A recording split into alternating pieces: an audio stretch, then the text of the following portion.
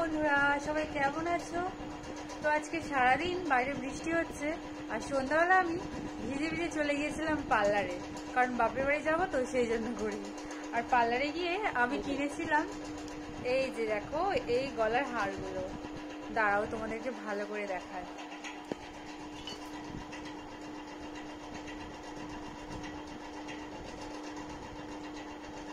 এই যে এই হারটা, এটা মায়ের জন্য, দেখো কত সুন্দর লাগছে।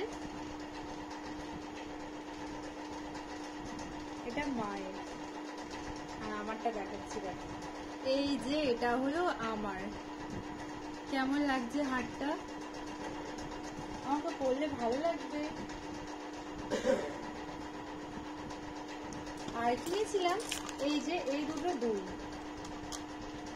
মেয়ের জন্য তো আমি কোনো দুল পরতে পারি না, ও সবসময় আমার কান থেকে দুলগুলো টেনে এনে খুলে নেয়। তো এই আবারও কিনবো, জানি না এটা কতদিনে থাকবে আমার কাছে দুলটা।